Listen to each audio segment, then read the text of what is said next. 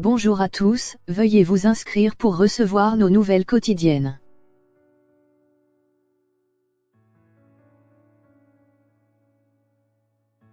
Arrestation de Carlos Ghosn, on a voulu l'humilier, dénonce son avocat. Après la nouvelle arrestation de l'ancien PDG de Renault-Nissan vendredi, l'avocat de la famille Ghosn dénonce une procédure qui viole le secret d'avocat et la présomption d'innocence.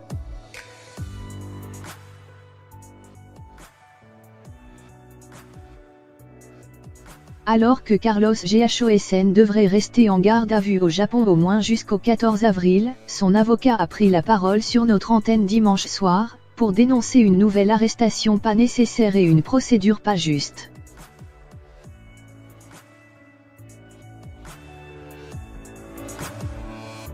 Françoise Imray est d'abord revenue sur la nouvelle interpellation de Carlos Ghosn jeudi matin à son domicile de Tokyo, où il se trouvait en liberté très surveillée. Cette nouvelle arrestation n'était pas nécessaire.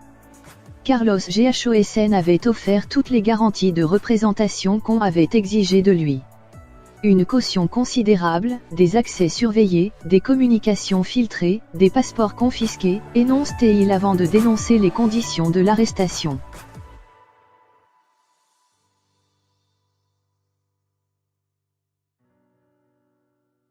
Il a été arrêté le matin comme un terroriste, comme s'il avait été lourdement armé, alors qu'il était à la disposition totale de la justice japonaise. Cette justice qui l'a déjà interrogé 108 jours, pourquoi débarquer à 5h, à 20 et aller jusqu'aux toilettes de son épouse. Et confisquer des documents confidentiels qui contiennent notamment les correspondances avec les avocats et constituent donc une violation d'un principe fondamental, s'insurge l'avocat de la famille Ghosn.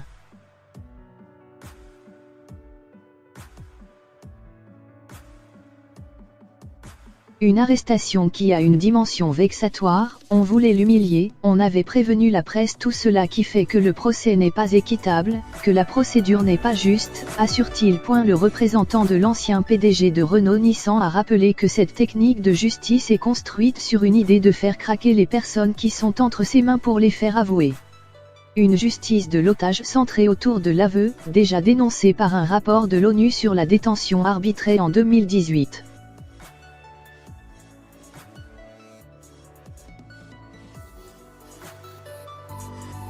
Le représentant de celui qui est accusé d'importantes malversations financières assure que son client souhaite répondre à ces accusations graves mais dénonce le fait de ne pas pouvoir accès à la totalité du dossier. Pour pouvoir y répondre, faut-il encore y avoir accès?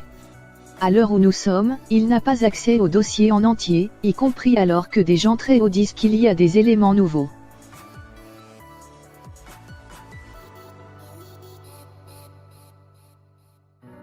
Françoise Imray ajoute, enfin, les gens se disent on ne va pas le plaindre. Mais il ne cherche pas à être plaint, il sait qu'il n'aura pas le bénéfice de l'empathie. Mais encore faut-il qu'il ait celui du respect de la loi, le respect de ses droits.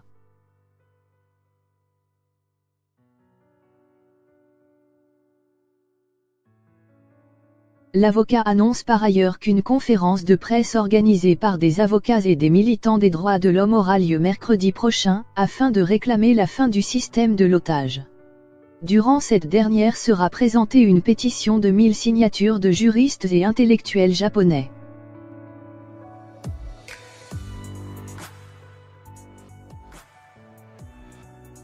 Cette prise de parole intervient alors que les actionnaires de Nissan se réunissent lundi pour voter la révocation du mandat d'administrateur de Carlos Ghosn. Il est actuellement sous le coup de 3 inculpations, 2 pour déclarations inexactes de revenus durant les années 2010 à 2018, dans des documents remis par Nissan aux autorités financières, et 1 pour abus de confiance.